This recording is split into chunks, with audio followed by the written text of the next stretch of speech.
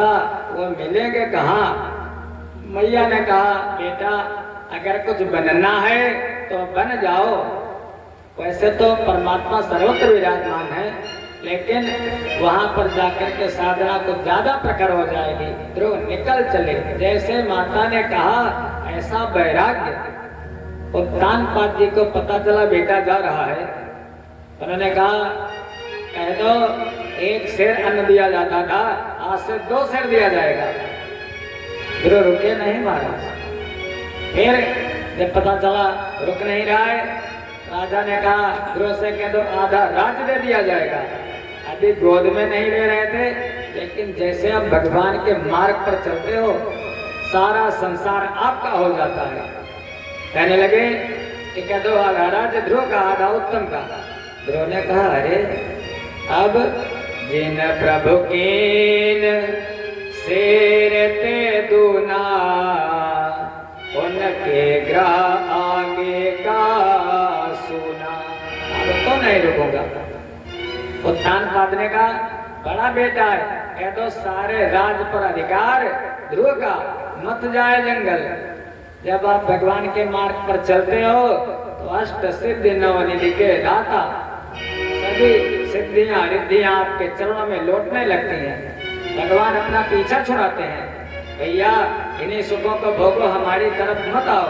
लेकिन भक्त जब सब कुछ छोड़ करके भगवान को पकड़ लेता है तो भगवान दौड़ करके भक्त को पकड़ते हैं। ध्रुव चल दिए। रास्ते में जा रहे थे, देवर्षि नारद से भेंट हो गई। नारद जी ने कहा कहाँ जा रहे हो बेटा। नारद को लगा ये क्षत्रिय बालक है। अहो तेजा क्षत्रियाणाम मान भंगम भ्रस्यताम बालोक अमृता तत्ते यस्मात् सद्वचा। सब पहले माँ के वचन चुभ गए, इसीलिए बालक जा रहा है। नारद जी ने पहले तो सोचा कि बालक है वापस चला जाए, लेकिन जब ध्रुव नहीं माने अपनी बात पर अटल, तो नारद जी ने कहा बेटा ठीक है, अगर जाना चाहते हो तो जाओ। ध्रुव ने देवर्षि नारद को अपना गुरु बना लिया।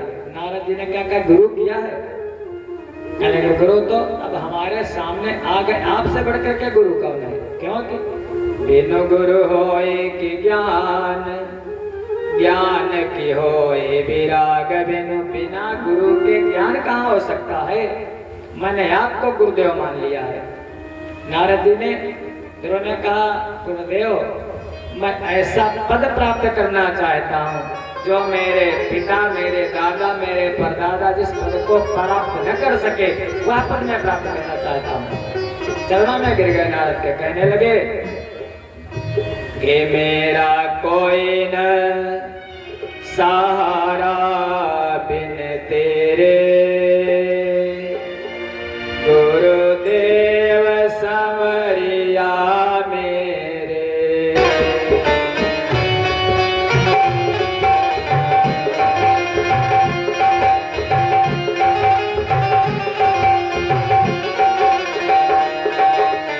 कोई ना सहारा बिन तेरे, गुरुदेव संवरिया मेरे।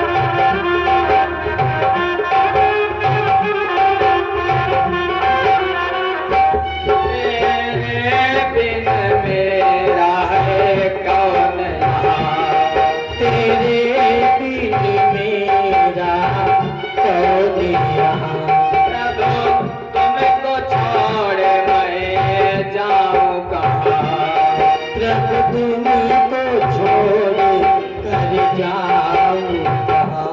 मैं तो आने पड़ा हूँ दर तेरे, मैं तो आने पड़ा हूँ दर तेरे, गुरुदेव संवरिया मेरे। मेरा कोई ना सहारा बिन तेरे, गुरुदेव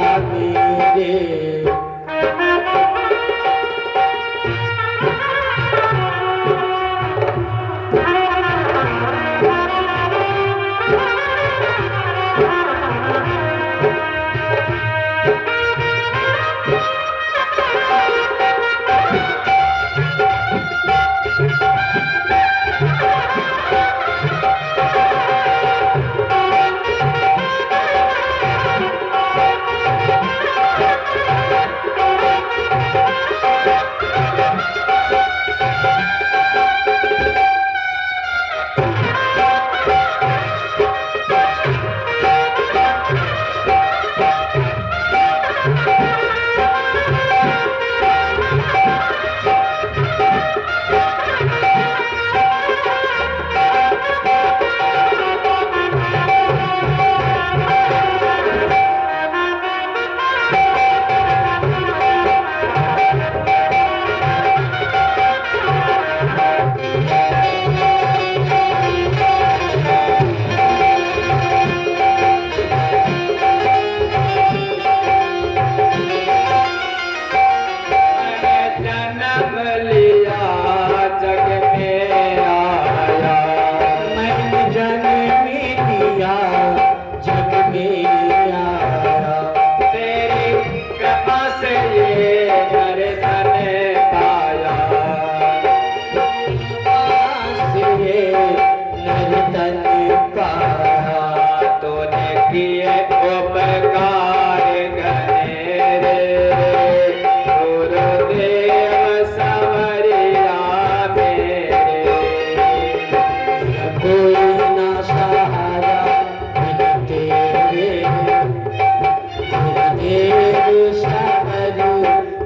मेरे।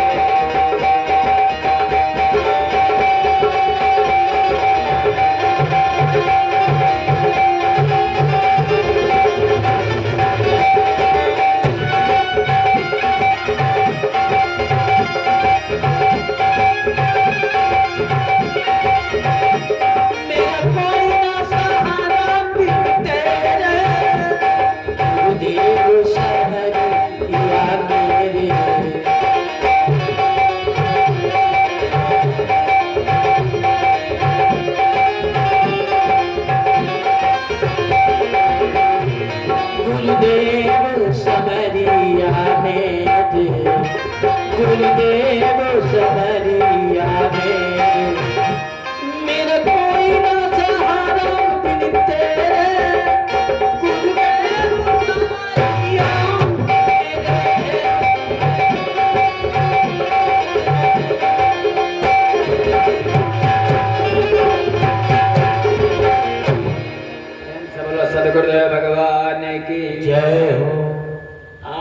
जीवन में 5 आश्रय होने चाहिए, 5 सहारे। बिना 5 सहारों के आपका जीवन नहीं चल सकता। और यदि 5 ना हो तो कम से कम 1 सहारा तो हो, सदगुरुदेव का तो सहारा हो कम से कम। ये 5 सहारे कौन से हैं, ध्यान देना थोड़ा। पहला आश्रय किसी ग्रंथ का आश्रय हो, कोई भी ग्रंथ, चाहे रामचरितमानस, चाहे श्रीमद् भगवत गीता जी, चाहे कोई पुराण, अरे कोई ग्रंथ जरूर हो। 2 शब्द पढ़ो जरूर।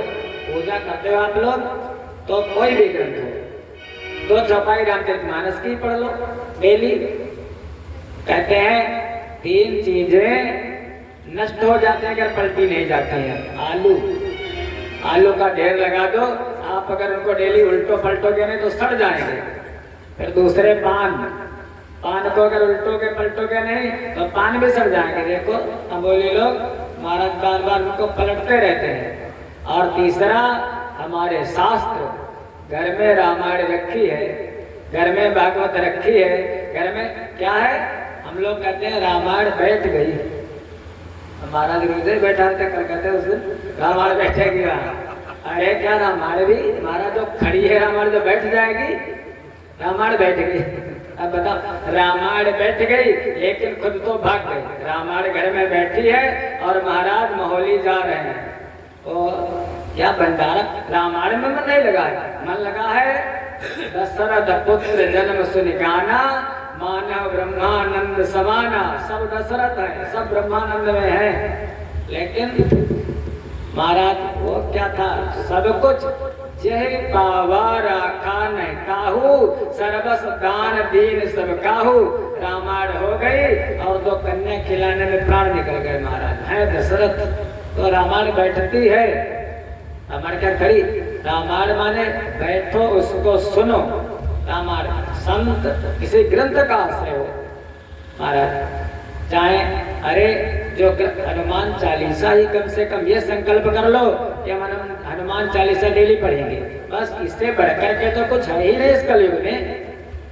श्रीमद् भगवत गीता जी का 1 श्लोक हम नित्य पढ़ेंगे, उसके जैसा ग्रंथ कौन है।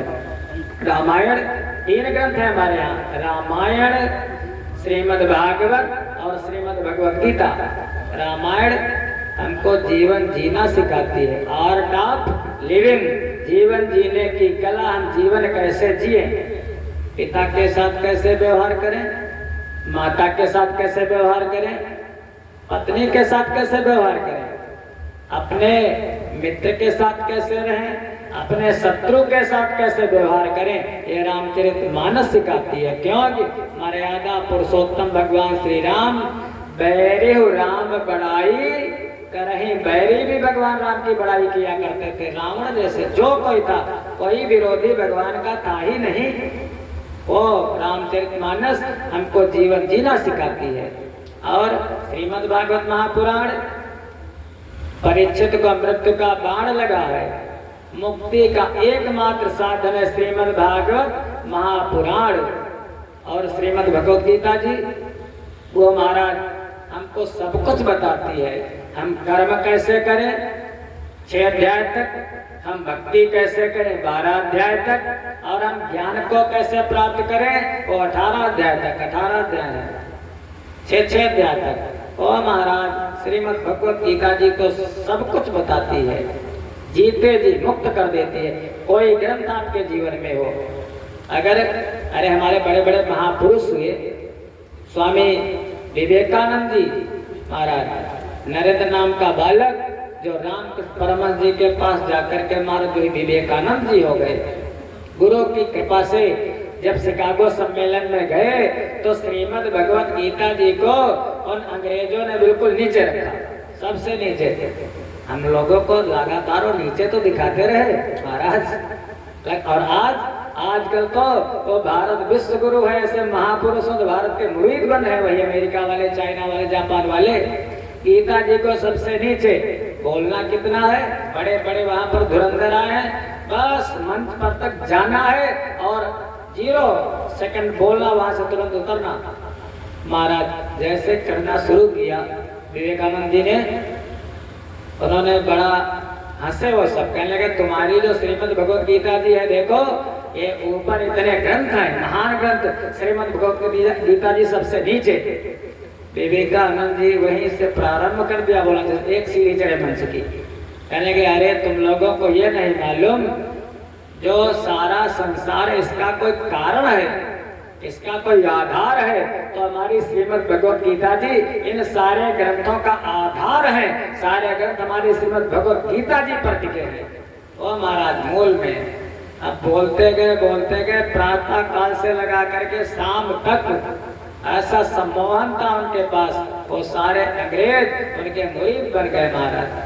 तो किसी ग्रंथ का गीता रखते थे, स्वामी वामदेव जी खंडन खंड खाद्य रखते थे। अरे एक वो भी थे महाराज महात्मा बापू कहे जाते थे, अब तो उनके बारे में आप सब लोग जानते हो, गीता वो भी रखते थे, कैसे थे जो भी हो, लेकिन गीता रखते थे। अरे अभी थोड़े दिनों पहले की बात है, अमेरिका का एक कोई राष्ट्रपति था जिसका नाम था बराक ओबामा।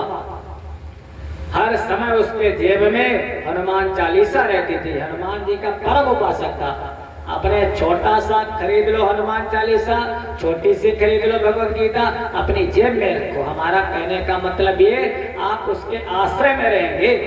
आज बहुत भयंकर एक्सीडेंट हुआ है हम लोगों के पास, पुल के पास 3-4 जाने एकदम चली गई। हम लोग अगर बता करके आते, अपने माता पिता को बताते हम जा रहे हैं, कहाँ जा रहे हैं, लखनऊ जा रहे हैं, सीतापुर जा रहे हैं, लेकिन हम परमात्मा को नहीं बताते। सबके घर में भगवान है, लेकिन घर से जैसे निकलते हो तो अपने भगवान के मंदिर के पास जाओ और जाकर के हो कन्हाई, भोले बाबा, जगदम्बा मैया, मैं जा रहा हूँ। अगर आप उनको बता करके आए तो माता पिता तो आपके साथ जाएंगे नहीं, लेकिन भगवान से जब बताओगे तो भगवान आपके साथ ही चल देंगे, साथ ही चल देंगे। इस बात की गारंटी है भगवान की। कहते हैं कि जहाँ भक्त मेरो पग धरे, वहाँ धरो मैं हाथ।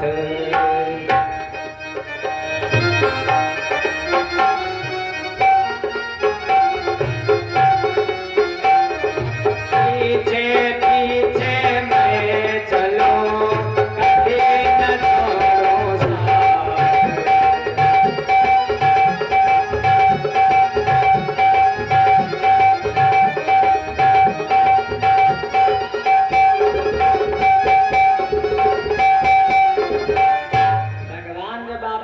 रक्षक है तो कोई नहीं बच्चा को साथ में चल देते हैं। अरे दुनिया वालों के लिए तो सब करते हो, परिवार के लिए सब लोग करते हो, लेकिन अपने लिए कुछ करते हो?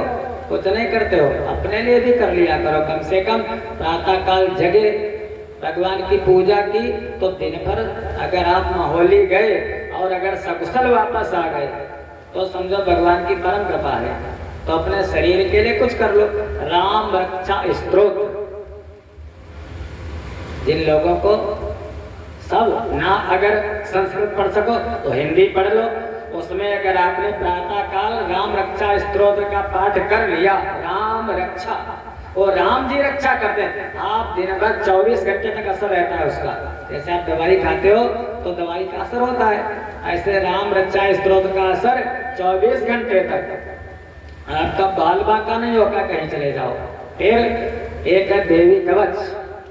देवी कवच जब पाठ कर लेते हो प्रातः काल, कवच माने सारे शरीर की रक्षा, सारे परिवार की रक्षा।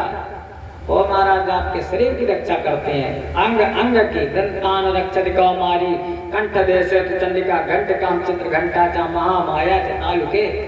राम रक्षा स्तोत्र, देवी कवच, नारायण कवच, कुछ भी अपने लिए करो। दुनिया वाले, क्योंकि आपके सहारे आपका पूरा परिवार है ना। तो पहला आश्रय किसी ग्रंथ का आश्रय, कोई ग्रंथ हो। फिर दूसरा आश्रय, ग्रंथ अपने आप समझ नहीं सकोगे इतनी जल्दी, तो दूसरा सहारा है किसी महाराज संत का आश्रय। अपने आप नहीं समझ पाओगे, बहुत गहन है। किसी संत का, संत माने गुरुदेव। एक गुरु तो होना ही चाहिए, बिना गुरु के ज्ञान ही नहीं हो सकता। गुरु बिन होए कि ज्ञान। दूसरा सहारा किसी संत का सहारा। और जब संत के पास जाओगे तो गुरुजी क्या करेंगे? गुरुजी आपके कान में मंत्र देंगे। मंत्र दीक्षा। वैसे तो नमः शिवाय मंत्र है, गायत्री मंत्र है, प्रभावकारी है महाराज, फल मिलता है। आप जाप करते हो लेकिन फल उतना ही मिलता है जैसे मान लिया राइफल की बंदूक की गोली है, आपने उसको हाथ में लिया और लेकर के मान लिया कुत्ते के फेंक करके मारा तो कितना असर होगा? थोड़ी सी चोट लग जाएगी बस, लेकिन मरेगा नहीं वो, चोट लग जाएगी बस। उसी गोली को आपने रखा सलाह में, कट्टा में, बंदूक तमंचा में और ट्रिगर दबाया मारा, जैसे सामने भले को हाथी खड़ा है वो भी मर जाएगा। तो जो गुरु जी हैं उसी मंत्र वही है नमः शिवाय, मंत्र वही है नमो भगवते वासुदेवाय, मंत्र वही है गायत्री मंत्र। लेकिन जब गुरु जी कान में मंत्र फूंक देते हैं तो गुरु जी का मुख माने बंदूक की नाल, जब वही मंत्र गुरु जी के मुख से होकर के आपके कान में आता है तो महाराज बहुत भारी चोट करता है। तो तीसरा आश्रय किसी मंत्र का आश्रय, यज्ञ नाम जप यज्ञ, उसमें किसी मंत्र का जप जरूर करो। फिर चौथा आश्रय महाराज कोई नियम जीवन में हो, कोई सूत्र जरूर हो, कोई नियम। मान लिया बहुत सी कथाएं दृष्टांत हैं, मैं बिना स्नान किए जल नहीं पीऊंगा, भोजन नहीं करूंगा, मैं भगवान की पूजा बगैर किए महाराज कोई कार्य नहीं करूंगा। कोई नियम बना लो, मैं सत्य बोलूंगा, मैं दान करूंगा, नियम बना लो। लेकिन जिस दिन से आप नियम बनाओगे परीक्षा उसी दिन से शुरू हो जाएगी। चाहे हरिश्चंद्र जी हो, चाहे शिवी हो, चाहे दधीच हो, महाराज जिस दिन से जिसने नियम बनाया महाराज परीक्षा शुरू। एक सूत्र हो, नियम हो जीवन में। और पांचवा सहारा एक इष्ट देव की शरण। आदर तो हम सबका करते हैं, जितने देवता हैं, भोले बाबा का भी आदर करते हैं, राम जी का भी आदर करते हैं, बालाजी की भी शरण में जाते हैं, लेकिन इष्ट कौन है? इष्ट तो हमारे बस कन्हाई ही है। किसी की माता जी है, किसी के भोले बाबा है, इष्ट एक हो, आदर सबका लेकिन अनुकरण केवल एक का। जैसे कोई स्त्री माताएं हैं, माताएं आदर तो ससुर का भी करती हैं महाराज, सेवा तो सास की भी करती हैं, सेवा तो ननद की भी करती हैं, प्रेम देवर से भी करती हैं, लेकिन किसको प्रसन्न करने के लिए? उनका आदर सबका करते हैं लेकिन अनुकरण उनका केवल पति है। पति को प्रसन्न करने के लिए सबका आदर करते हैं। आदरणीय सब है लेकिन अनुकरणीय केवल एक पति है। तो हमारे बहुत से हमारे सनातन धर्म में 33 कोटि देवता है, आदर सबका करते हैं लेकिन इष्ट एक हो। एक बार की बात, गोस्वामी तुलसी बाबा और सूरदास जी दोनों समकालीन, दोनों एक ही समय में दर्शन करने गए बांके बिहारी जी का वृंदावन। जब वृंदावन गए तो सूरदास जी ने देखा, अरे कन्हैया जी कितने सुंदर, भगवान कन्हैया से बढ़ करके कौन सुंदर है। कल से बस उन्हीं का चर्चा, उन्हीं की कथा होगी। हमारे कन्हैया बहुत सुंदर, बंसी विभूषित करा नवनीर दाभात, देख करके कृतकृत्य हो गए महाराज सूरदास जी। प्रणाम कर लिया, लेकिन गोस्वामी जी बिल्कुल चुप पे खड़े देख रहे हैं, बहुत सुंदर लग रहे हो, अच्छी बात है, बड़े सुंदर हो। कहने लगे, कहा कहा छबिनाथ की भले विराजे नाथ, तुलसी मस्तक तब नवे, जब धनुष बाढ़ लो हाथ। आदर करता हूँ, सुंदर हो, अच्छी बात है, लेकिन सर ऐसे नहीं झुकेगा। सर तो बस जब आप भगवान राम जी बन करके दिखाई दोगे तब झुकेगा। भक्त के आगे भगवान भक्त की प्रतिज्ञा पूर्ण करते हैं। भगवान ने तजि मुदरी तजि चंद्रिका, तजि गोपिन को साथ, तुलसी जी के कारणे कृष्ण भय रघुनाथ। रूप बदल दिया, वही है, लेकिन गोस्वामी जी को मर्यादा पुरुषोत्तम राम दिखाई देते हैं। इसलिए इष्ट देव केवल एक होना चाहिए, बदलना नहीं चाहिए।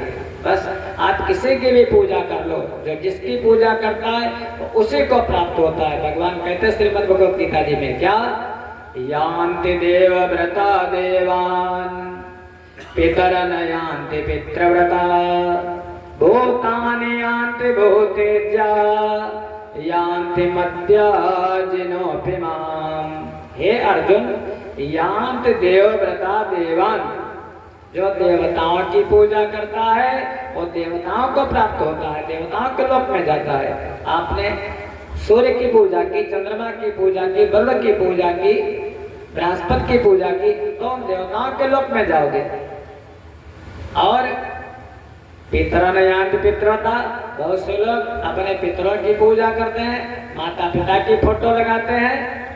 और कोई एक था तो अपनी पत्नी की पूजा करता था, पत्नी की भी पूजा करता हमारा, वो फोटो लेकर के अपनी गाड़ी में घूमता था, कार में। एक तरफ उसकी पत्नी की फोटो और खुद ड्राइव करता था, फौजी था, फौज का। इतना प्रेम पत्नी से कि भगवान का मंदिर सब बनवाते हैं, उसने अपनी पत्नी का मंदिर बनवाया, पत्नी की मूर्ति लगवाई उसने, पास में चले हमारे थोड़ा उधर है। तो जो जिसकी, अब क्या हुआ होगा, वो बाद में स्त्री ही बना होगा। पितरन यान्ति पितृव्रता, जो पितरों को पूजता है वो पितरलोक को प्राप्त होता है। फिर भूतानि यान्ति भूतेज्या, हे अर्जुन, जो भूतों को पूजता है, भूतों को आप लोग तो नहीं पूछते, हाँ?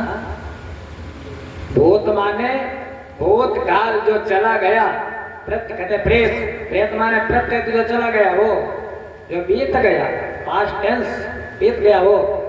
जो भूतान यान्ति भूतेज्या, हमारे सनातन धर्म में महाराज भूतों का कोई स्थान ही नहीं है। जो चला गया वो चला, गता सो नगता सो नाम सो चंद पंडिता, जो जीते जी नहीं कुछ कर पाया वो मरने पर क्या करेगा। लेकिन बहुत से लोग शमशान जगाते हैं, कोई कर्ण पिशाचिनी की पूजा करता है, कोई योगिनी की पूजा करता है, कोई यक्षिणी की पूजा करता है, कोई जिंद बाबा की पूजा करता है, कोई पीर बाबा की पूजा करता है।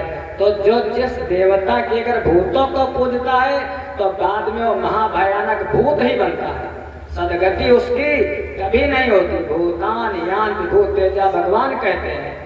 तो ऐसा क्यों करते हो, बड़ी दुर्गति होती है भूतों को पूजने वालों की। फिर यान्ति मद्याजिनोऽपि माम्, हे अर्जुन, जो मुझको, मुझ परमेश्वर को पूजता है वो तो बस मुझको ही प्राप्त कर लेता है। मयि एव मन आदस्त मयि बुद्धिम निवेशय निवशिष्यसि मयि एव अत ऊर्ध्वं न संशयः, जो मुझको पूजता है मन बुद्धि मुझ में लगा देता, वो मुझ में ही निवास करता है। ऐसा भगवान की वाणी है। आप पत्ता पत्ता में अगर जल डालोगे तो पत्ता पत्ता सींचना पड़ेगा, और अगर केवल जड़ में जल डाल दो पेड़ की तो सारे पत्ते हरे हो जाएंगे। यही भगवान कहते हैं, आकाशात् पतितं तोयं यथा गच्छति सागरम सर्वदेव नमस्कारम केशवं प्रति गच्छति। कहते हैं जैसे आकाश से गिरा हुआ जल शांति तब तक नहीं मिलती जब तक वो समुद्र तक नहीं पहुंचा। यथा गच्छति सागरम, ऐसे आप किसी भी देवता को प्रणाम करो जा करके, जो भी देवता है कहाँ जाएगा, सर्वदेव नमस्कारम केशवं प्रति गच्छति, वो कन्हई के पास भगवान नारायण के ही पास जाएगा। इसलिए वो नारायण की शरण में आ जाओ, भवसागर से बेड़ा पार हो जाएगा। साधन कौन बताएगा, गुरुदेव ध्यान रखना, कौन, 5 साधन, 5 आश्रय। पहला वाला ग्रंथ, दूसरा वाला संत, तीसरा वाला मंत्र, चौथा वाला सूत्र और 5वां वाला एक इष्ट देव की शरण। गुरु को बता दिया, नारद जी ने ज्ञान दिया, बेटा जाओ यमुना जी के किनारे जाकर के, जहाँ भगवान ने लीला की थी वहीं पर जाकर के भगवान का ध्यान कर, अस्तुत वृक्ष के नीचे बैठ करके, पीपल के वृक्ष के नीचे बैठ करके ध्रुव जी चले आए। वहीं पर यमुना जी के किनारे बैठ करके भगवान का ध्यान करने लगे। मंत्र दे दिया, जपश्च परमे गुह्यम श्रूयतां मे नृपात्मजः यं सप्तरात्रं पठतन् पुराण पश्यति खेचरान् ओम नमो भगवते वासुदेवाय नमः। तुम्हारे बाबा ने इसी का जप किया था, मनु महाराज ने। कहा तीर्थ वर नैमिष विख्याता, वहां पर आकर के इसी का जप करो। ध्रुव जी चले आए, तब करने लगे। अवस्था कितनी है? 5 वर्ष की अवस्था है। भक्तराज ध्रुव की 5 वर्ष का बालक, छोटा सा, पीपल वृक्ष के नीचे बैठ करके जब पहला महीना शुरू हुआ तो त्रिरारान्ते त्रिरारान्ते कपित्य बदरासनः आत्मवृत्त्यनुसारेण मासं निन्ने अर्चनम हरिम। 3 रात तक कुछ नहीं खाते, 3 दिन तक कुछ खाते ही नहीं पहले महीने में, 5 साल की अवस्था। और जब 3 दिन बीत जाते हैं तो कैथा खा लेते हैं और कभी बेर खा लेते हैं, जो मिल जाता है वो खा लेते हैं। फिर भगवान का ध्यान करते हैं। जब दूसरा महीना शुरू हुआ तो 3 दिन और बढ़ा दिए, 6 दिन तक कुछ नहीं खाते हैं। 6 दिनों के बाद महाराज द्वितीयं चा तथा मासम षष्ठे षष्ठे अर्भको दिने तृणपर्णादि यत शीर्णे प्रत्यान्यो हरि अर्चनम। जब 6 दिन बीत जाते हैं तो पत्ती मिल गई अगर पेड़ की, वो खा लिया, घास मिल गई तो वो खा लिया, पेट भर गया, फिर भगवान का ध्यान। जब तीसरा महीना शुरू हुआ तो महाराज 3 दिन और बढ़ा दिए, 9 दिनों तक कुछ नहीं खाते हैं और 9 दिनों के बाद केवल जल पी लेते हैं, खाते कुछ नहीं है। अवश्य महाराज जल पी लेते, जल पी करके फिर तपस्या करने लगते। जब चौथा महीना शुरू हुआ तो महाराज चौथे महीने में ध्रुव ने जल पीना भी बंद कर दिया, 3 दिन और बढ़ा दिए। 12 दिनों के बाद ध्रुव जी केवल क्या करते हैं? सांस लेते हैं, जल नहीं पीते। 12 दिनों के बाद सांस लेते हैं। वायु भक्षो जित श्वासो। जब 5वां महीना शुरू हुआ तो महाराज सांस लेना भी ध्रुव ने बंद कर दिया। प्राणवायु खींच ली, जैसे हम लोग सांस भर लेते हैं तुम्बक रेचक पूरक में, हाँ खींच लेते, खींच लिया तो बस योगी लोग खींच लिया तो प्राण ऐसे खींच लेते थे, खींच लिया। जैसे प्राणवायु खींची ध्रुव ने, सुखदेव जी बोले हे राजन, जब ध्रुव ने खींची प्राणवायु तो वायु रुकी त्रैलोकों की, राम मचा भूचाल उठा, दम घुटने लगी प्राणियों।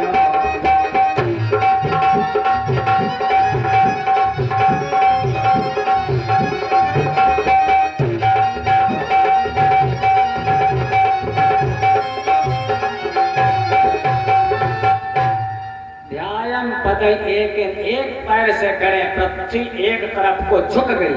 ऐसा तप किया 5 साल के बालक ने महाराज। सब देवता लोग तड़पने लगे, गए भगवान के पास, प्रभु पाहि नाम रक्षा करो। भक्त तपस्या कर रहा है।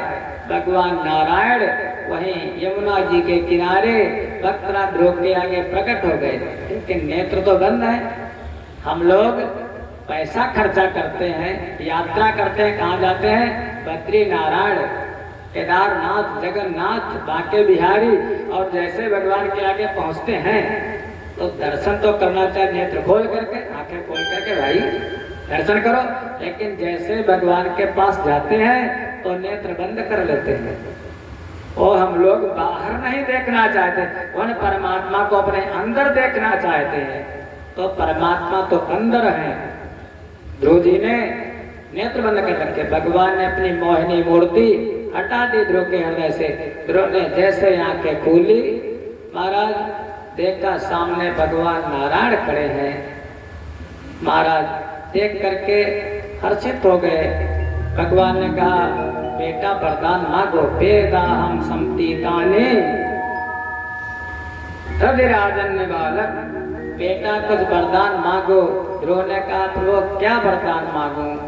आपने जब मुझको कह दिया वत्स बेटा, तो जैसे पिता की संपत्ति पर पुत्र का अधिकार होता है, ऐसे आप हमारे पिता, तीनों लोकों के स्वामी तुम, तो फिर आपकी संपत्ति पर सब अधिकार, हमारा क्या मांगो प्रभु? कुछ नहीं मांगा ध्रुव ने। जब कुछ नहीं मांगा, अब विनती कैसे करें? कहने लगे प्रभु मैं विनती करना तो जानता नहीं हूँ नाथ, ऐसा करो हमको शक्ति प्रदान करो। भगवान का जो शंख है वो ज्ञान का प्रतीक माना जाता है। भगवान ने इस पर सवालम कृपया कपोले, ध्रुव के गाल में अपना शंख लगा दिया भगवान नारायण ने, और जैसे शंख लगाया तो विनती करने लगे प्रभु योऽन्तः प्रविश्य मम वाचमिमां प्रसुप्तां संजीवयत्यखिल शक्तिधरः स्वधाम्ना अन्याश्च हस्तचरण श्रवणत्वगादि प्राणान्नमो भगवते पुरुषाय तुभ्यं। प्रभु वाणी को शक्ति देने वाले तुम, प्रभु पैरों को शक्ति देने वाले तुम, प्रभु सांस को शक्ति देने वाले तुम। विनती करने लगे प्रभु की, कहने लगे हे प्रभु मैं बार बार आपको प्रणाम करता हूँ। हे मुरलीधर छलिया मोहन,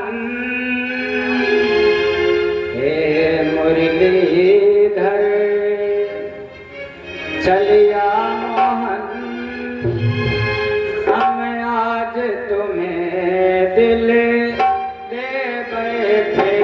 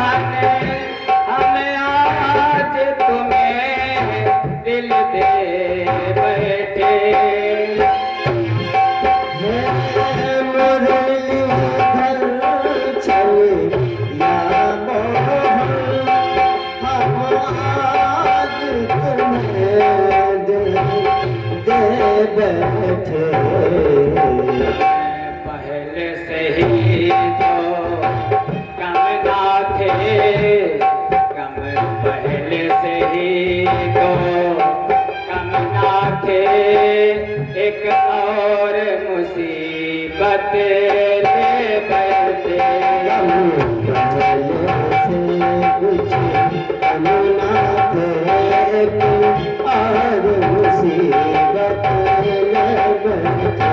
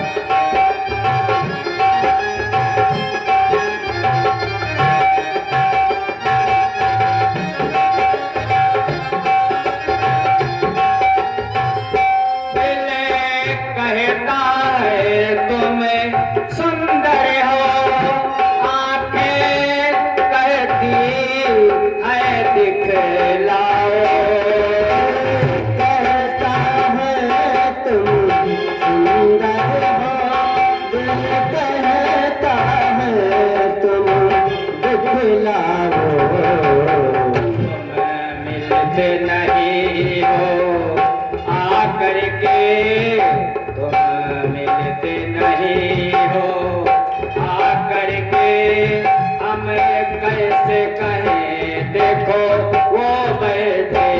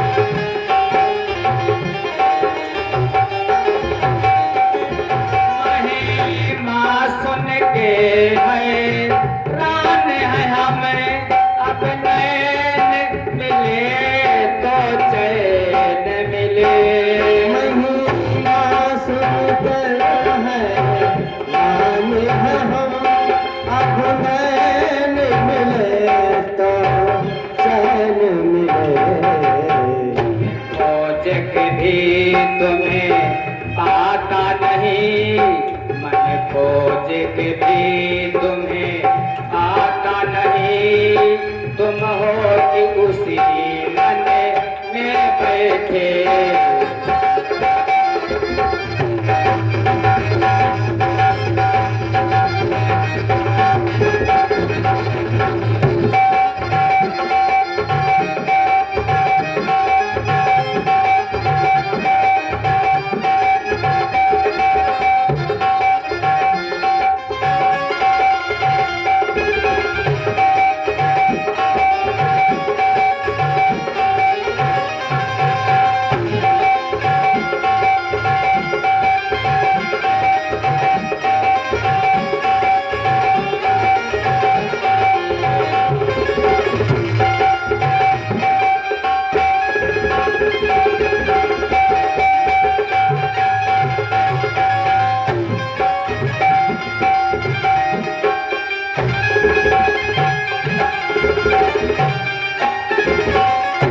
राजेश्वर राजा राम तुम्हें, प्रभु योगेश्वर घनश्याम तुम्हें।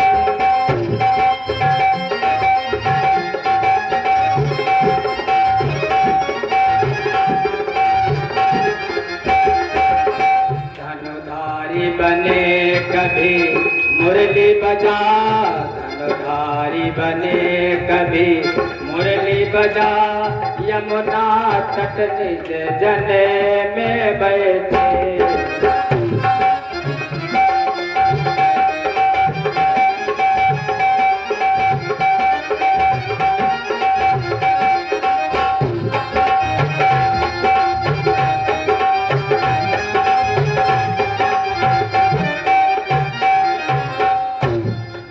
विनती की भगवान की, भगवान प्रसन्न हुए। ध्रुव ने कहा प्रभु लोकनाथ का पुत्र अब क्या फैलाए हाथ। भगवान ने कहा ध्रुव जाओ, मैं तुमको अटल पद देता हूँ। जो कुछ नहीं मांगता है भगवान उसको बहुत कुछ देते हैं। अटल पद देता हूँ तुमको, तुम इस पृथ्वी पर 36,000 वर्षों तक शासन करो। महाराज ध्रुव ने 36,000 वर्षों तक शासन किया पृथ्वी पर। अंतिम समय तो सबका आता है, लेकिन भगवान की कृपा से काल आया। काल माने समय, अभी समय कह दो कोई नहीं डरेगा, लेकिन काल कह दो तो हमारा डर लगेगा। काल आया, काल रुक गया, ध्रुव के आगे हाथ जोड़ करके खड़ा हो गया। प्रभु काल चलना है आपको। ध्रुव ने मृत्यु नीचे है, काल सामने खड़ा है। मृत्यु के सर पर पैर रख करके, ऐसे भक्ता ध्रुव है, मृत्यु के सर पर पैर रख करके और भगवान के दिव्य धाम को, भगवान के रथ पर भगवान के पार्षद नंद और सुनंद वहां पर विराजमान है। तब ध्रुव बैठे और ध्रुव पद को प्राप्त किया। ध्रुव ने सोचा हमारी माँ का क्या हाल होगा, तो देखा माता और पिता उनका विमान आगे आगे जा रहा है। कुलम पवित्रम जननी कृतार्था, जिसके कुल में कोई भक्त उत्पन्न हो जाता है उसकी 21 पीढ़ियां तर जाती हैं। ऐसे हुए भक्तराज ध्रुव कहा जाता है। वो भक्तराज ध्रुव। धीरे धीरे समय बीता। इन्हीं की पत्नी से इनका जो छोटा भाई था उत्तानपाद का छोटा वाला बेटा उत्तम, कभी शिकार खेलने के लिए जंगल में गया, वो यक्षों के द्वारा मारा गया। ध्रुव ने यक्षों पर चढ़ाई की, अकारण बहुत से यक्ष मारे गए। ब्रह्मा जी ने आकर के सुलह समझौता करवा दिया। ध्रुव का एक बेटा हुआ, जिस बेटा का नाम था उत्कल। उत्कल भगवान का भक्त था। उत्कल ने राज नहीं लिया। जो दूसरी रानी का बेटा था भ्रमी नाम की रानी का, उसका नाम था वत्सर। वत्सर को राजा बनाया। वत्सर राजा बना और उसी वत्सर का वंश चला। वत्सर के वंश में आगे चल करके महाराज एक राजा हुए, जिन राजा का नाम था अंग। अंग नाम के राजा। अंग की पत्नी थी, उस पत्नी का नाम था सुनीता। सुनीता अंगस्य पत्नी। जो सुनीता थी वो यमराज की बेटी थी। तो जब सुनीता के गर्भ रह गया तो पिताजी आए बुलाने के लिए, चलो मायके, वहां ज्यादा सुख मिलेगा। सुनीता मायके चली गई। अब यमपुरी में मायका उसका तो देखती क्या है, किसी को तो महाराज पकौड़ा बना करके कढ़ाई में तला जा रहा है, किसी को बालों से भोंका जा रहा है, किसी को आरे से काटा जा रहा है। गर्भ में जो बालक है कोई यमपुरी का संस्कार पड़ गया।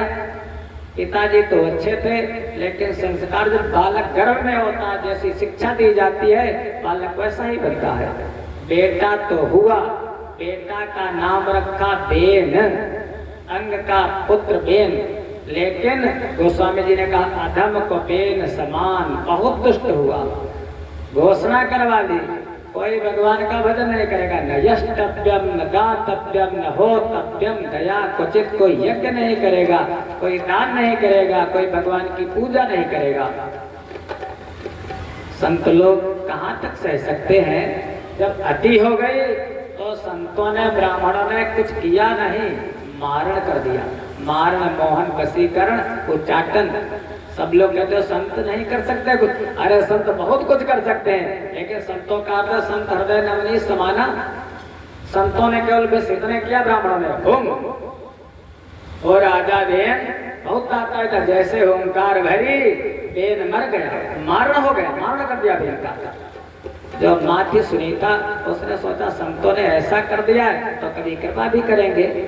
संत लोग चले गए। जब राजा के बिना प्रजा, चोर डाकू प्रजा में बढ़ गए, माँ ने उसके शव को, मृत शरीर को तेल की नाव में रखवा दिया, मसाला इत्यादि लगा करके। जब संत लोग वापस आए कभी तो देखा प्रजा बड़ी उद्विग्न हो गई। माता विनती करने लगी, सुनीता प्रभु कुछ करो ना, इसका वंश भी नहीं चला था।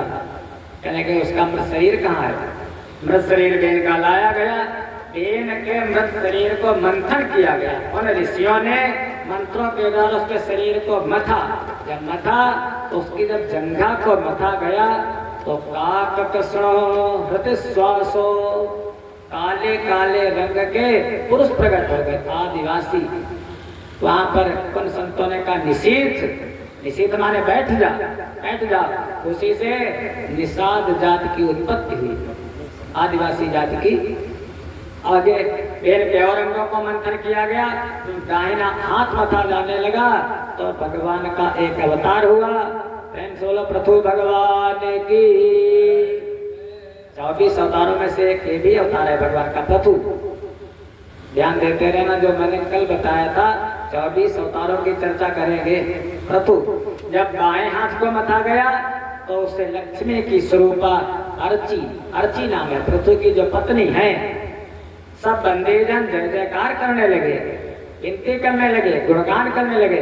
प्रथु ने कहा ऐसे गुणगान अभी तक तो मैंने कुछ किए ही नहीं है, हमारे गुणगान गा रहे, कुछ करूं तब मेरी जय जयकार करो भैया। पृथ्वी निर्बीज हो गई थी बेन के शासन काल में, पृथ्वी बंजर हो गई थी, ऊसर हो गई थी। महाराज प्रथु महाराज ने धनुष लिया, रथ पर सवार हुए। वसुधे त्वाम बधिष्यामि, अरे पृथ्वी मैं तेरा वध कर दूंगा, तुझे मार डालूंगा। पृथ्वी गाय बन करके भागी। प्रथु ने महाराज धर्म को बछड़ा बनाया और बछड़ा बना करके जो पृथ्वी ने बीज चुरा लिए थे सारे धन धान्यों को प्रथु महाराज ने तोड़ लिया।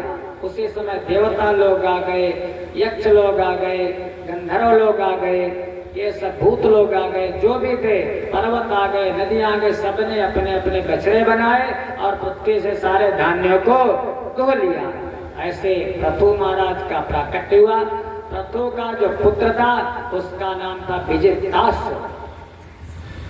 प्रथु ने सब अश्वमेध यज्ञ किए। इंद्र को लगा जो सब अश्वमेध यज्ञ कर लेता है वो इंद्र के पद का अधिकारी हो जाता है। महाराज देवराज इंद्र घोड़ा को चुरा करके चल दिए। विजिताश्व को पता चला है इंद्र घोड़ा लिए जा रहे हैं। विजिताश्व ने पीछा किया, घोड़ा छीन करके लाया। इंद्र फिर आ गए दूसरा रूप बना करके, जब दूसरा रूप बना करके आ गए विजिताश्व ने फिर पीछा किया, फिर घोड़ा लेकर के आ गया। इंद्र ने कई रूप बनाए, खंड खंड में रूप बनाए, वहीं से पाखंड की उत्पत्ति हो गई। पाखंड हम लोग कहते बड़े पाखंडी हो। इंद्र के विभिन्न रूपों से पाखंड की उत्पत्ति हुई। महाराज आखिर में जब इंद्र हार गए तो सामने प्रकट हो गए। प्रथम महाराज ने कहा अब 99 ही करूंगा, हमको इंद्रासन नहीं चाहिए। भगवान प्रकट हो गए। प्रथम महाराज से कहा वरदान मांगो। प्रथम महाराज ने भगवान से 1000 कान मांग लिए। 1000 कान, 1000 कान माने क्या उनके शरीर में 1000 कान हो गए? ऐसा नहीं हुआ। कहने लगे प्रभु हमको हजारों कानों से सुनने की शक्ति दो। कान 2 ही है, लेकिन मैं निरंतर आपकी कथा सुनता रहूं। ऐसे महाराज प्रथु भगवान का अवतार, अर्ची उनकी पत्नी, इन्हीं का वंश आगे चला। इन्हीं के वंश में बहुत से राजा हुए। परीक्षित ने पूछा जो छोटे वाले बेटे थे उनका क्या हुआ? प्रियव्रत का। लघुसुत नाम प्रियव्रत ताही, वेद पुराण प्रशंसय जाहि। गोस्वामी जी ने कहा है वेद पुराण जिनकी चर्चा करते हैं, वेद पुराण जिनकी प्रशंसा करते हैं, वो है महाराज प्रियव्रत। प्रियव्रत जी, प्रियव्रत है कौन? मनु महाराज के छोटे वाले पुत्र। हे राजन, प्रियव्रतो भागवत आत्मा राम कथम मुने, ग्रहे रमत यन मूला कर्म बंधा पराभवा। प्रियव्रत आत्मा राम, आत्मा राम माने अपनी आत्मा में ही रमण करने वाले सप्तपुरी महिम। उस समय प्रियव्रत के अलावा पृथ्वी पर कोई दूसरा सम्राट नहीं है, यानी पूरे ब्रह्मांड के स्वामी महाराज प्रियव्रत, और कोई नहीं राजा हुआ ऐसा। और 1 करोड़ वर्षों तक महाराज शासन किया प्रियव्रत जी ने। 1 करोड़ वर्षों तक पृथ्वी पर शासन किया। उनको लगा कि पृथ्वी के आधे भाग में उजेला, भगवान सूर्य पृथ्वी के पूरे भाग को प्रकाशित नहीं कर पाते थे, तो उन्होंने रथ बनाया एक और उस रथ पर विराजमान हुए। प्रियव्रत जो महाराज विश्वकर्मा जी हैं, देवताओं के कारीगर, देवताओं के मकान बनाने वाले, जिनकी हम लोग जयंती मनाते हैं 17 सितंबर को, देवशिल्पी विश्वकर्मा। विश्वकर्मा जी की पुत्री है जिनका नाम ऊर्जस्वती। ऊर्जस्वती के साथ महाराज विवाह किया प्रियव्रत ने। उनके आग्नेय, मेधातिथि इत्यादि पुत्र हुए। रथ पर बैठ करके भगवान सूर्य के आगे आगे चलते हैं प्रियव्रत जी, और इस पृथ्वी की 7 परिक्रमाएं कर डाली। पूरे भूमंडल की प्रकाश पूरे भूमंडल पर आने लगा। नहीं तो 6 महीने का दिन होता था, 6 महीने की रात होती थी। उन्हें प्रियव्रत के रथ जब चला तो रथ में 2 पहिए होते हैं। अब यह जीटी रोड नहीं बनी थी ऐसी बढ़िया, पहले गलियारे हुआ करते थे कच्चे वाले, पटरी रोड, फिर बाद में पटरी रोड बनी। तो जब गलियारे कच्चे होते थे तो जब उनमें बैलगाड़ियां चलती थी तो कीचड़ हो जाता था, इधर भी पहिया बन जाता था, उधर भी पहिया बन जाता था।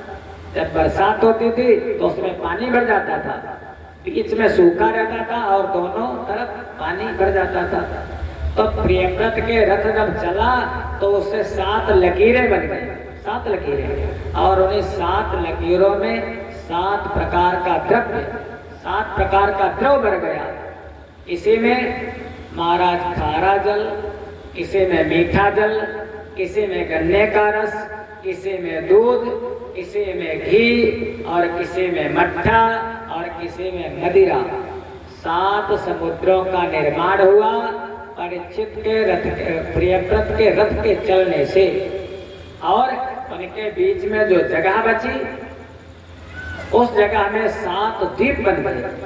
जम्बू द्वीप, कुश द्वीप, क्रौंच द्वीप, शाक द्वीप, पुष्कर द्वीप, सालमली द्वीप, 7 द्वीप हैं। हम लोग जैसे आप लोग रहते हो ब्रह्मावली में तो जानते हैं बस ब्रह्मावली, ज्यादा से ज्यादा माहौली, और ज्यादा से ज्यादा सीतापुर, उसके बाद उत्तर प्रदेश के बाद भारत, और भारत के बाद और चले जाओ तो अमेरिका, रूस, जापान, चाइना, कितने देश, उतना भी आप सुनते हो देखते हो, लेकिन ये पूरा ब्रह्मांड है।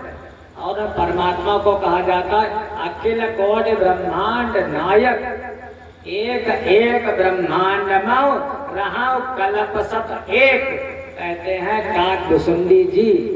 और इस भगवान की महिमा कितनी, कितने ब्रह्मांड है, असंख्य ब्रह्मांड है। और उन ब्रह्मांडों में ये केवल जो आपको दिखाई देता है ये जम्बू द्वीप का वर्णन है। जम्बू द्वीप इतना विशाल है, ऐसे कुशद्वीप है, ऐसे क्रौंच द्वीप है, ऐसे सात द्वीप है, ऐसे पुष्कर द्वीप है, 7 द्वीप है। महाराज हम लोग जब संकल्प पढ़ते हैं तो यही तो कहते हैं जम्बू द्वीपे भारतवर्षे भारत खंडे।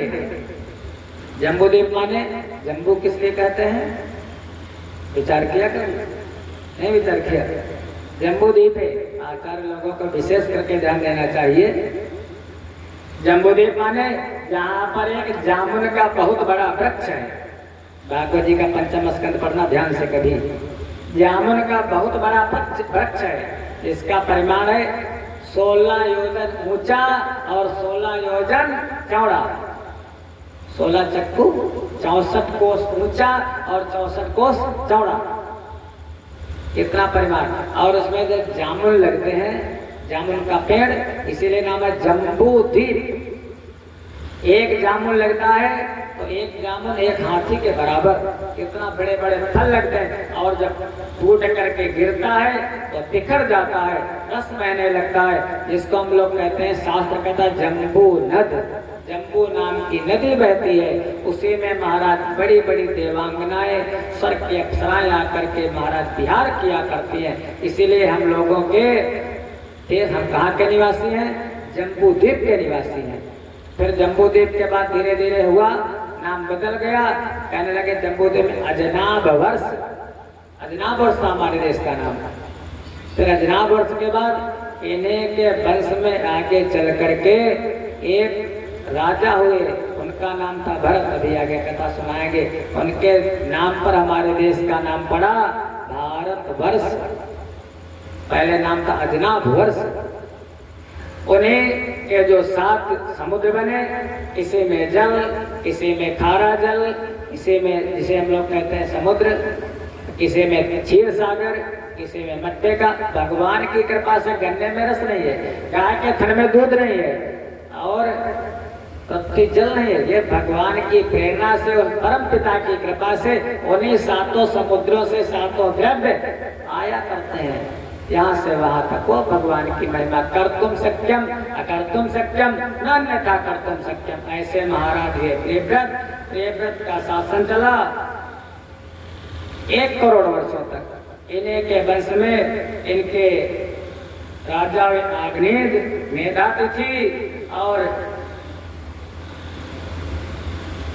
इन्हीं के वंश में आगे चलकर के भगवान का अवतार हुआ, जिनको कहते हैं प्रेम से बोल ऋषभदेव भगवान की। ऋषभदेव राजा बने।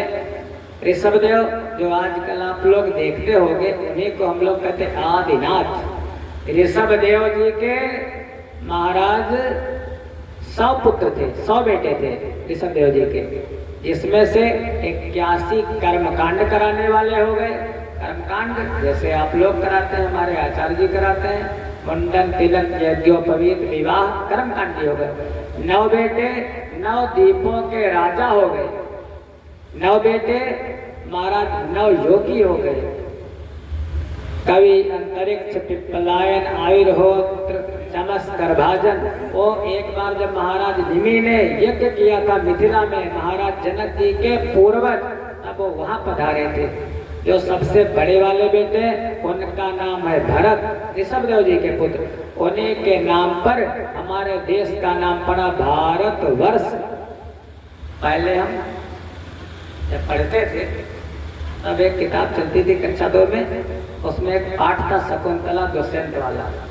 तब हम लोग जानते थे कि उन्हें दुष्यंत के जो पुत्र थे भरत, उनके नाम पर हमारे देश का नाम पड़ा भारत, यही पढ़ाया जाता था।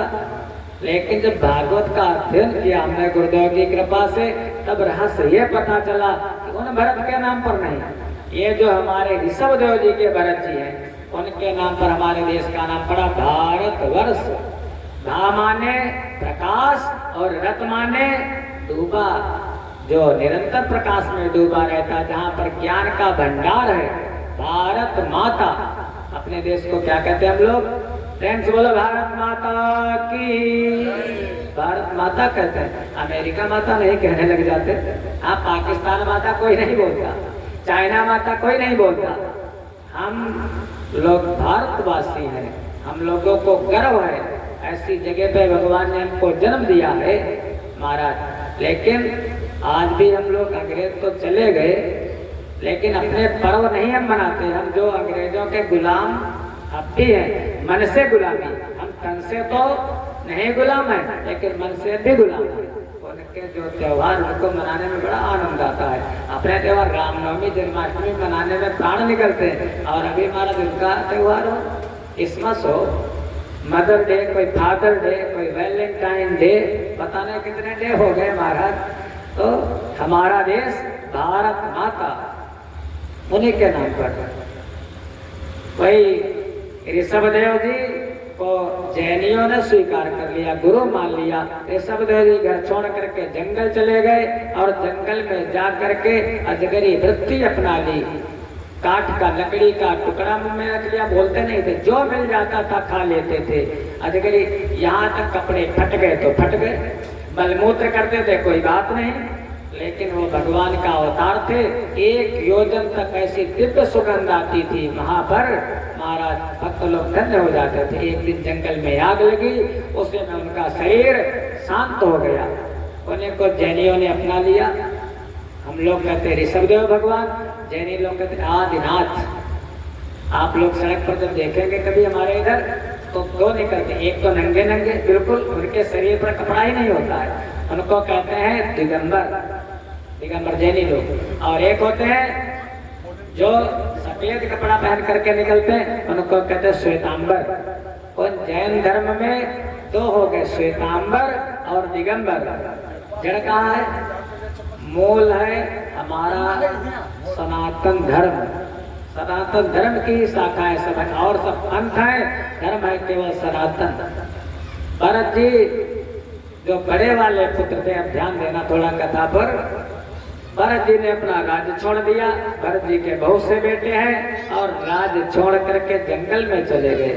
जंगल में जाकर के तपस्या करने लगे, झोपड़ी बना ली।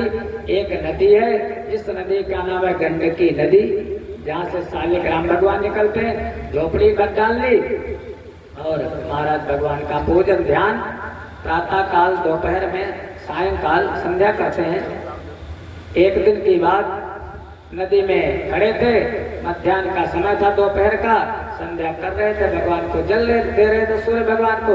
तब तक देखा क्या महाराज, कोई हिरणी आ गई नदी पर पानी पीने के लिए। नदी का टीला ऊंचा था, दिखाई दिया भरत जी को। क्या दिखाई दिया? देखो ध्यान देना, अपने परिवार को छोड़ करके आए, राजाएं राज्य को छोड़ करके आए, लेकिन देखा क्या कि तब तक एक गर्भवती हिरणी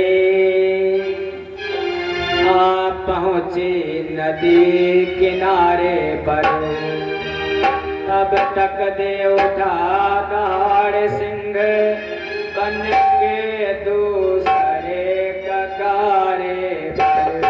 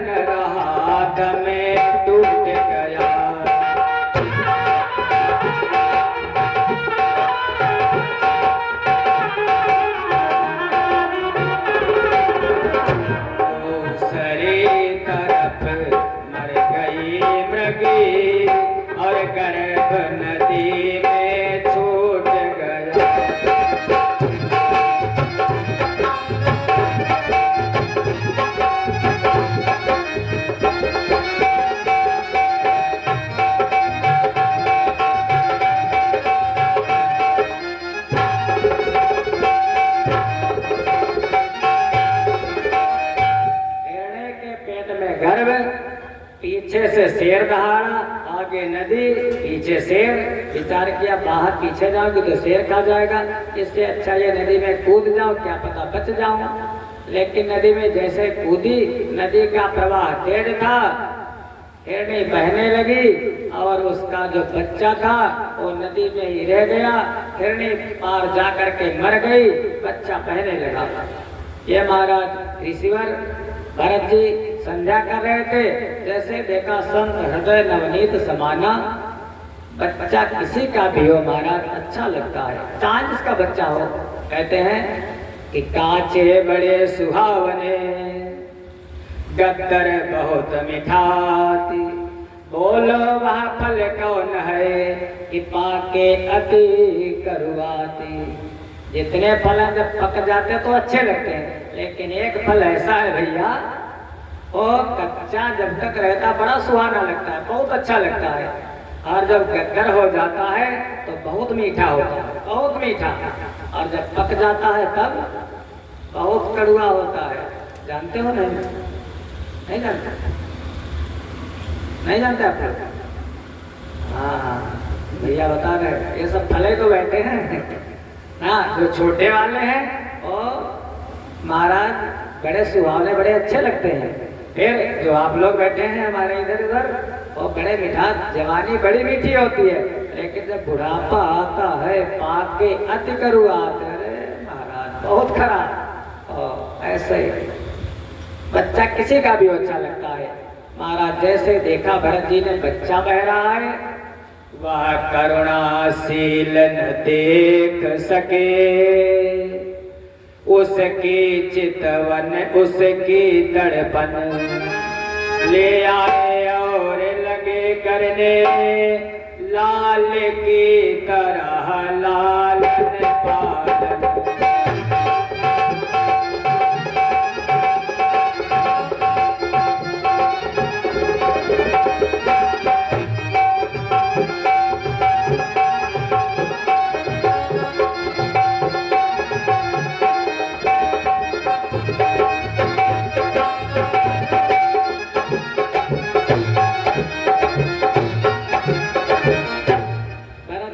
को ले आए, अब पूजा पाठ किनारे, पूजा पाठ भूल गए। अब बस हाय मेरा बच्चा, हाय मेरा बच्चा। आए थे हरिभजन को, होटल लगे कपास। एक दिन हरिणियों का झुंड आया बढ़िया, और वो बच्चे को लेकर के ओ महाराज केवल प्रेमाभास होता, प्रेम होता सजातीय में। कुत्ते का प्रेम कुत्ते से होगा, हिरण का प्रेम हिरण से होगा, गाय का प्रेम गाय बैल से होगा, और मनुष्य का प्रेम मनुष्य से होगा।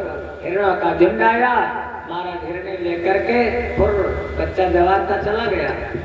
अब ये बीमार हो गए, हाय बच्चा, भगवान भूल गए, बच्चे का चिंतन करने लगे। और भगवान ने यही तो कहा, अंता काले यामति सागते भवे, मरने का समय आया। बच्चे ने सोचा हमारा मालिक कहाँ होगा, कैसा होगा। बच्चा आया देखने के लिए, ये मरने वाले थे। जैसे बच्चा पैर के पास आया, सूंघने लगा, इनके प्राण निकल गए। दूसरा जन्म तो मिला, लेकिन जन्म किसका मिला? हिरण का जन्म मिला दूसरे जन्म में। लेकिन स्मृति याद बनी रही, मैं पहले भरत नाम का राजा था। इन्होंने उसी गंडकी नदी में समय आने पर अपने शरीर को डुबो दिया, जल समाधि ले ली। तीसरा जन्म फिर मिला एक ब्राह्मण परिवार में, बढ़िया ब्राह्मण परिवार में, वैदिक परिवार में। लेकिन उन्होंने, पिताजी ने बहुत पढ़ाया, बहुत समझाया, लेकिन इन्होंने गायत्री मंत्र नहीं सीखा। सोचने लगे अब की अगर फंस गए तो फंसे रहेंगे। 4-5 भाई और हैं बड़े, पिता माता का शरीर शांत हो गया। अब भाइयों ने बहुत दिनों तक रखा, लेकिन काम के न काज के, न काम करते न धंधा करते। एक दिन भाइयों ने कहा भैया ऐसा करो, कुछ कर लिया करो। भाइयों ने तो बहुत कहा भाइयों से, तो भाइयों ने कहा, भरत जी ने कहा अभी तक बताया नहीं था। कहने लगे जाओ गन्ना कोड़ाओ, खेत बोया है। अब ये गन्ना कोड़ने के पता नहीं कितना गन्ना काट डाला, पता नहीं कितने गड्ढे बना दिए। भाइयों ने कहा तुमसे नहीं होगा, कोई बात नहीं, तुम बैठे बैठे खाते रहो, हम खिलाते रहेंगे, हम है ना। लेकिन भाई तो बहुत कुछ करते हैं, लेकिन जब वो कान भरे जाते हैं अंदर से महाराज, उन्होंने कहा काम का हट्टा कट्टा मुस्टंडा खाते तुम हो, लेकिन मांस इस पर चढ़ता है। अब हमारे बस की हम भोजन नहीं दे पाएंगे। जो जूठन काठन होती है उसका पिंड बना देती, भरत जी को दे देती, भरत जी वो भी प्रेम से खा लेते, मस्त रहते हैं। कोई फिकर फाक फाकी करे, काको कहे फकीर, कोई चिंता नहीं। अब बहुत कुछ हो गया, कहने लगे हमारी आंखों से हटा दो सामने से। भाइयों ने कहा भरत जी ट्यूबवेल लगा है, मोटर लगा, वहीं पर चल करके रहो खेत में, खेत की रखवाली करो। अब भरत जी खेत की रखवाली करने लगे। एक दिन बढ़िया गेहूं बोया खड़ा है, कोई जानवर आ गया, कोई गाय आ गई। भरत जी ने सोचा भगाऊं या न भगाऊं। हाँ, गाय गावो विश्व से मात्रा है तो सारे जगत की माँ है।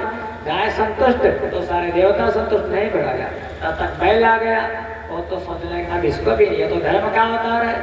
भैंस आ गई, बकरी आ गई, निज प्रभु मैं देखा जगत के ईश्वर करे विरोध, ये तो सब भगवान का अवतार है। किसी को सारे गेहूं चर करके बराबर भाई लोग आ गए, भरत बहुत गलत किया, भाग जाओ नहीं तो बहुत मारेंगे। भरत ने कहा जो कहते हो चलो, भागा जा रहा हूँ। भरत ने राज्य छोड़ दिया, भाग चले। रास्ते में एक कोई आदिवासी था, कबीले का सरदार, उसके पुत्र नहीं होता था, वो बलि देना चाहता था। महाराज भरत को पकड़ के ले गया, तुम्हारी बलि देंगे। बलि ने कहा चलो, भरत ने कहा चलो कोई बात नहीं, देखते बलि कैसे दी जाती है। जब चिंता नहीं करते थे भगवान के वक्त, चिंता नहीं करते, बढ़िया खिलाया पिलाया, कपड़े पहनाए, नहलाया, बलि दी जाती, उसका ऐसा होता है। भरत ने सोचा चलो जब बलि दी जाएगी तब दी जाएगी, अभी तो आनंद मिल रहा है। जैसे बलि देने की नौबत आई, काली माँ का विग्रह, काली माँ की मूर्ति, राजा तलवार लेकर के सर काटने के लिए खड़ा हुआ। माँ काली प्रकट हो गई, तलवार छीन ली और उसी राजा का सर काट दिया।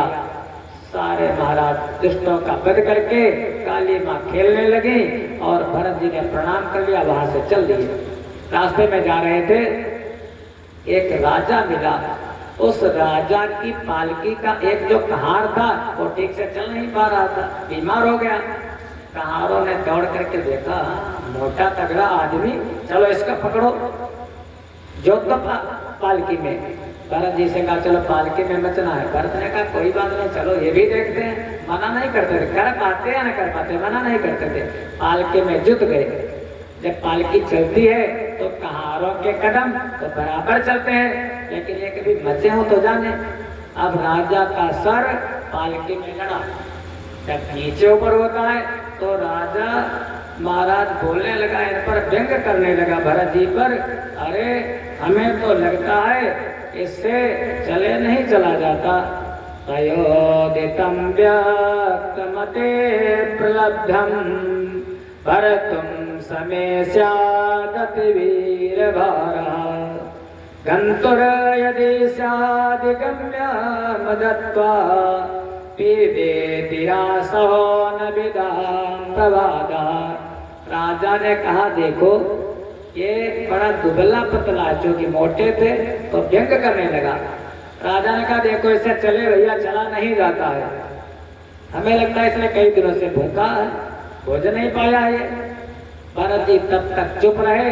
जब राजा चुप हुआ तो भरत जी बोले, राजन एक बात बताऊं, तुम कहते हो इससे चले नहीं चला जाता, तो जो चलने वाला होता है रास्ता उसी के लिए होता है, चलने वाले के लिए मार्ग है। मैं न चलता हूँ न मैं रुकता हूँ, आत्मा न कभी चलती है और न रुकती है। राजन तुम कहते हो ये मोटा है, ये पतला है। राजन शरीर मोटा पतला होता है, लेकिन आत्मा न मोटी होती न पतली होती है।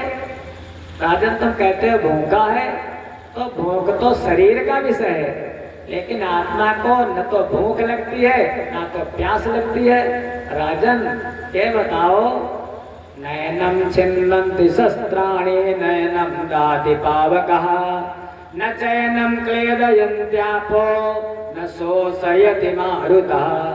उस आत्मा को शस्त्र काट नहीं सकते, अग्नि जला नहीं सकती, वायु सुखा नहीं सकती, जल गीला नहीं कर सकता, मैं तो शुद्ध बुद्ध मुक्त आत्मा हूँ। वो राजा का नाम था रहू, वो जा रहा था सत्संग में, महाराज उतरा पालकी से और भरत जी के चरणों में लौट गया।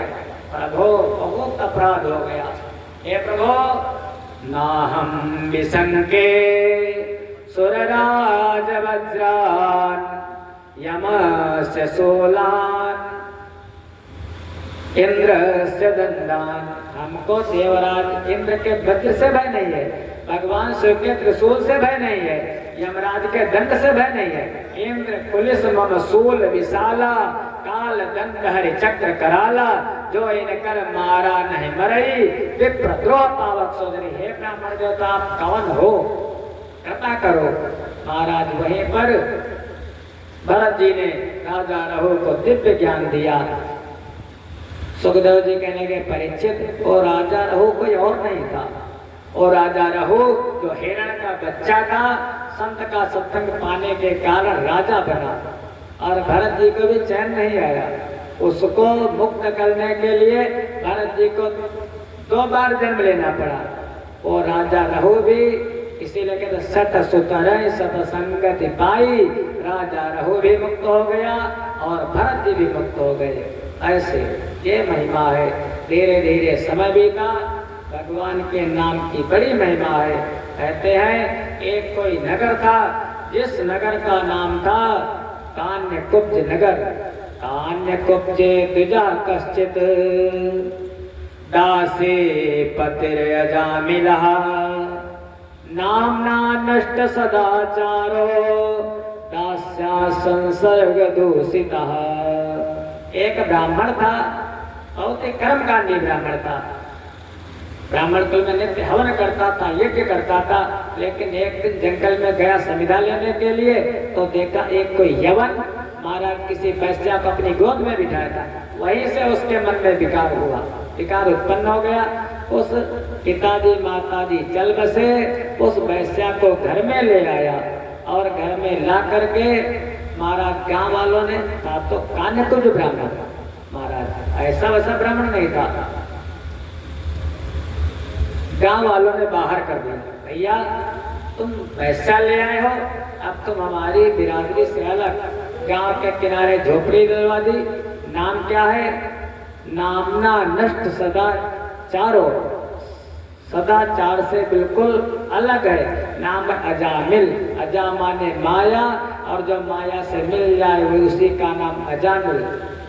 एक दिन संत लोग पधारे, ये कहीं बाहर गया था। अजामिल की पत्नी ने संतों का सत्कार किया। ये बाहर से जब आया शिकारिकार खेल करके, तो संतों ने भोजन इत्यादि किया। संतों ने कहा अजामिल को दक्षिणा चाहिए। अजामिल को गुस्सा आया। अजामिल ने कहा, तब तक संतों ने सोचा हो सकता डंडा उठा रहा मारे पीछे। महाराज संतों ने कहा अजामिल मैं जानता हूँ तेरी जो पत्नी है इसके गर्भ है, दक्षिणा यही है जो इसके बेटा हो तो उसका नाम नारायण रख देना। अजामिल ने कहा तो दोनों बातें ठीक। पहले तो बात उन्होंने कहता बेटा होगा तो संतों की बात झूठी होती नहीं है, और फिर दूसरी बात महाराज नामकरण भी नहीं करवाना पड़ेगा। कई पुत्र थे लेकिन जो सबसे छोटा बेटा था उसका नाम रखा नारायण। महाराज बहुत से पुत्र थे लेकिन नारायण से ज्यादा प्रेम करता था। एक दिन उसको ऐसा लगा कि हमारी मृत्यु का समय नजदीक आ गया है, ऐसा लगा। यमदूत आए हैं, हमको पकड़ करके पीट रहे हैं। अब वो चिल्लाने लगा नारायण रक्षा कर, नारायण रक्षा कर, नारायण मुझको बचा ले। जैसे नारायण का नाम आया महाराज भगवान के दूत प्रकट हो गए, अजामिल को लेकर के जाने लगे। तब तक यमराज के जो दूत थे उनसे और भगवान के दूतों से वार्तालाप होने लगा। अरे तो बड़ा पापी है, अरे पापी है लेकिन इससे क्या, इसने हमारे स्वामी का नाम लिया है। अंता काले यामते सागतिर भवे, भगवान के नाम की बड़ी महिमा है। अजामिल जैसा पापी नीच गण का गज अजामिल की खबर ली आपने, भक्ति द्वारा भील ने भी मुक्त कर दी आपने। भक्त कितने आप पर जीवन निछावर कर गए, नाम लेकर आपका पापी हजारों तर गए। ऐसे भगवान की नाम की बड़ी महिमा है, लेकिन समय कह रहा है अब ज्यादा मत बोलो। 3 बातों का ध्यान रखना। क्या कि बोलो चालो, बोलो चालो, बोलने चालने में बुराई नहीं, खूब बोलो, लेकिन बको मत। बोलो चालो बको मत। फिर दूसरी बात, खाओ पियो, खाने पीने में बुराई नहीं, खूब खाओ, लेकिन छको मत। ये नहीं माले मुफ्त दिले बेरहम। खाओ पियो, छको मत। मिलो जुलो, मिलने जुलने में बुराई नहीं है, मिलो जुलो, लेकिन सटो मत। ज्यादा आसक्ति मत बताओ, मत बनाओ महाराज। एक दिन की मुलाकात अच्छी, रोज का आना जाना बुरा है। बोलो चालो बको मत, खाओ पियो छको मत, मिलो जुलो सटो मत। 3 बातों का ध्यान रखना। तो समय कहता है समय का अतिक्रमण नहीं करना चाहिए। भगवान के नाम की बड़ी महिमा है महाराज। बहुत से भजन है, बहुत से दृष्टांत है, बहुत सी कथाएं हैं। अजामिल मुक्त हो गया, उसको ऐसा लगा मैंने सपना देखा। बाद में अवस्था थी अजामिल की 84 वर्ष। बाद में वही अजामिल हरिद्वार चले गए, गंगा जी के किनारे बैठ करके तपस्या की और अजामिल जीते जी मुक्त हो गए भगवान का नाम लेकर के। प्रेम से बोलो सच्चिदानंद भगवान की। भगवान के 24 अवतारों का वर्णन कल हम लोग विचार करेंगे। एक बार भगवान ने अवतार लिया था, आधा शरीर है मनुष्य का और आधा शरीर है सिंह का। एक बार भगवान महाराज मछली बन करके आए थे, मत्स्यावतार। एक बार भगवान कच्छप बन करके आए थे, कछुआ का अवतार। एक बार भगवान धनवंतर बन करके आए थे। एक बार भगवान मोहिनी बन करके आए थे। इन अवतारों पर हम कल मध्याह्न काल में चर्चा करेंगे। फिर एक अवतार हुआ था भगवान का परशुराम, एक अवतार हुआ था राम, और एक अवतार हुआ था अष्टमस्तु स्वयं हरि भगवान कृष्ण का। उस पर हम लोग कल सायंकाल की वेला में चर्चा करेंगे। कृष्णस्तु भगवान स्वयं।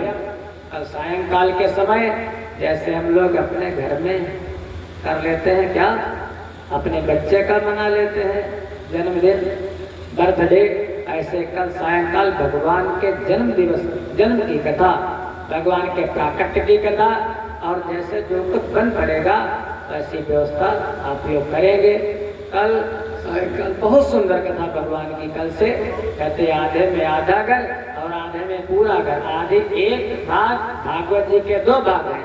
प्रथम भाग में आदि कथा है राजाओं की वंशावचरित, और दूसरे वाले 10वें स्कंद से भगवान कन्हई की कथा। कल से हम लोग उन्हीं की कथा सुनेंगे। आज यहीं पर वाणी को विराम। एक भजन, भजन के बाद आरती। सभी का मंगल हो, सभी का कल्याण हो।